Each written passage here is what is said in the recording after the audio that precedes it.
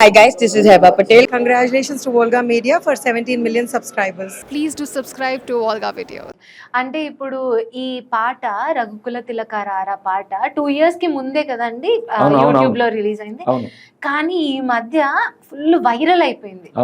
ఎక్కడెక్కడ పిల్లలు స్టూడెంట్స్ మీ పాటలకి స్టెప్స్ వేస్తున్నారు, లేకపోతే వైఎస్ జగన్ గారికి రఘుకుల తిలకరారా పాట పెడుతున్నారు, లేకపోతే చిరంజీవి గారికి పెడుతున్నారు. అలాంటి లెజెండ్స్ కి మీరు పాడిన పాట పెట్టినప్పుడు అది మీకు ఎలా అనిపిస్తుంది? చాలా సంతోషం అమ్మా. మనం పల్లెటూరు నుంచి వచ్చాం. మాది బాపట్ల జిల్లా కర్లపాలెం, పాతనందాయపాలెం. ఎక్కడో పల్లెల్లో పుట్టాం. ఈ రోజున సిటీల్లో, దేశాలు, రాష్ట్రాలు, ఖండాలు కూడా దాటిపోయినాయి. కొంతమంది అమెరికా నుంచి మెసేజ్లు పెడుతున్నారు, కామెంట్లు ఇస్తున్నారు. మా బాబు ఆ కామెంట్ కింద ఒకటి పిన్ చేసి పెట్టాడు, మీరు ఎక్కడి నుంచి చూస్తున్నారో ఒకసారి తెలియజేయమని. అవే 1000-1500 దాటిపోయిన మెసేజ్లు. London, America, UK, Sri Lanka, Saudi Arabia, ఇట్లా రాష్ట్రాలు, బెంగళూరు, ఇవి అంతమంది ఆదరిస్తున్నారు ఈ పాట.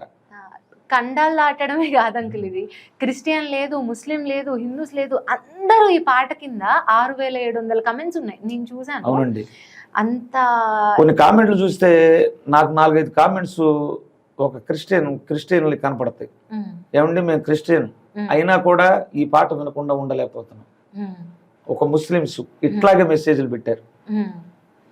అయితే ఇట్లా ఒక పాట చెయ్యాలి, లేకపోతే రామయ్య మీద ఫస్ట్ పాట పాడాలి, ఇదంతా ఎవరి ఆలోచన? మీ బాబుదని తెలుసు, ఒకసారి ఆ ప్రయాణం గురించి ఒకసారి చెప్పండి. అది మా మణికంఠ స్వామి, మా అబ్బాయి ఆలోచనేనండి. ఎందుకంటే మా అబ్బాయి ఒక 16 సంవత్సరాలు వచ్చిన తర్వాత నా వెంటే ఒక్కొక్క పాటే పాడతా వచ్చేవాడు ఆర్కెస్ట్రాకి.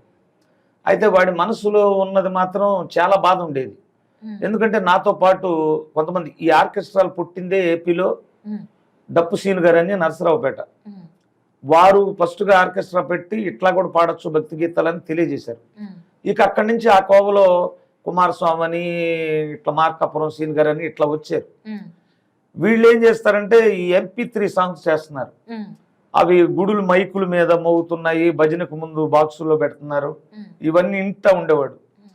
వాడి మనసులో ఏంది ఆవేదన, మా నాన్న బాగా పాడతాడు, ఈయనకి ఎక్కడా వినటానికి ఒక్క మైకులో పాట లేదు, బాక్సుల్లో లేదు, ఒక పాటను ఎట్లాగా చేయించాలని చెప్పి కోరిక.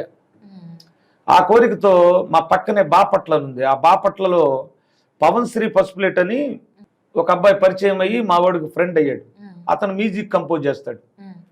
కంపోజ్ చేసినప్పుడు ఆ పవన్ అడిగాట, మా నాన్నగారికి ఒక అయ్యప్ప స్వామి సాంగ్ చేయాలని. చేద్దామన్నాడు. అప్పుడు మాల్లో ఉన్నాం, అది డిలే అయిపోయింది, 3 నెలలు దాటిపోయింది. అప్పుడు మాల్లో దీక్ష కూడా వెళ్ళి వచ్చేసాం. వచ్చిన తర్వాత మావాడికి నాకు ఈ మాల వేసుకోవడం మొదలేసిన తర్వాత రామాయణం, భారతం ఇవన్నీ చదివేవాడిని. దైవం అట్టు తీసుకెళ్ళిపోయింది మార్గం. అయితే అప్పటి నుంచి నాకు శ్రీరాముడి మీద బాగా భక్తి. మా ఇంట్లో ఏ వస్తువు కొన్నా, బైక్ కొన్ని, ఆటో కొన్ని, ఇప్పటికీ కూడా దాని మీద ట్యాగ్ లైన్ ఉంటుంది, రాముడే నా దైవం అని. ఆటో స్టాండ్ లో నన్ను రాముడు అని పిలిచేవాడు. ఇట్లా ఏర్పడిపోయింది రాముడి మీద భక్తి. కొండల స్వామి కాకుండా రాముడు అని. అయితే మా అబ్బాయికి ఏమనిపించిందో అయ్యప్ప స్వామి సాంగ్ తీసుకెళ్ళి వాడి మనసులో ఉండి, కదే నాన్నగారికి రాముడు అంటే ఇష్టం కదా, ఈ పాట అందులో అంతకుముందే లైవ్ లోంచి పాడుతూ ఉండేవాడిని, ఈ పాట అయితే బాగా పాడతాడు, పాడిద్దామని అతనికి చెప్పి ట్రాక్ చేయించి వచ్చిన తర్వాత నాకు చెప్పాడు. సరే పాడదామయ్యన్నా. తెల్లారితే శ్రీరామనవమి వెళ్ళాం. ఆ వెళ్ళి ట్రాక్ తయారు చేశాడు, పాడమన్నాడు. ఇంటికి వెళ్ళండి అంకులు పెడతానన్నాడు. ఒక సింగిల్ టేక్ లో పాడేశా. ట్రైల్ పాడమన్నాడు ముందు, ఆ ట్రైల్ ఓకే అన్నాడు. ఇక మొత్తం పాడేసి ఆ అబ్బాయి కూడా కలిపి మా అబ్బాయితో కోరస్ పాడాడు. పాడిన తర్వాత ఇంటికి వచ్చాము. ఆ రోజు రాత్రి 11 దాటిపోయింది. ఇక తెల్లారితే శ్రీరామనవమి. అదైతే ప్రతి పాట నేను కనపడతా, వీడియో చేసి పెడతాం. ఇక టైం దాటిపోయింది, పెట్టడానికి లేక లిరికల్ వీడియో శ్రీరాముడిని పెట్టి ఎడిటింగ్ చేసి వదిలేసాం. ఇక ఆ పాట అప్పుడు అంతంత మాత్రంగానే ఉంది. ఇక తర్వాత రాను ప్రభంజనం అయిపోయింది. అదే ఇప్పుడు 9 million వ్యూస్, దానికి 9.5. అదే ఇంకొక 5 లక్షల మంది చూస్తే కోటి మంది. ఇంకో టాపిక్ ఛానల్లో 2 మిలియన్లు ఉంది. ఓకే. అంటే ఇప్పుడు ఈ పాటలు మీరు రాస్తూ ఉంటారా అండి, లేకపోతే ఇంతకు ముందు ఉన్న పాత పాటల్ని మీ వర్షన్ కి చేంజ్ చేసుకుంటా ఉంటారా? అట్లా చేంజ్ చేసింది ఒక్క పాట మేడం. ఓకే. పాటలన్నీ కూడా రాసేది మా బాబే. మా బాబు మైక్ అనౌన్స్మెంట్లు చేస్తాం. మేమిద్దరం ఆటో, చెరుకు ఆటో ఉంది. అనౌన్స్మెంట్కి వెళ్ళినప్పుడు ఏదన్నా ట్యూన్ మనసుకు వస్తే ఫోన్లో రికార్డింగ్ చేసుకుంటాడు. ఇంటికి వచ్చిన తర్వాత ఆ పదాలు చెప్తాడు, ఇట్లా ఉంటుంది పల్లవి అని చెప్పిన తర్వాత చరణం ఎట్లుంటే బాగుంటుంది నాన్న అని చెప్పి అడుగుతారు. ఇద్దరం కూర్చుంటాం.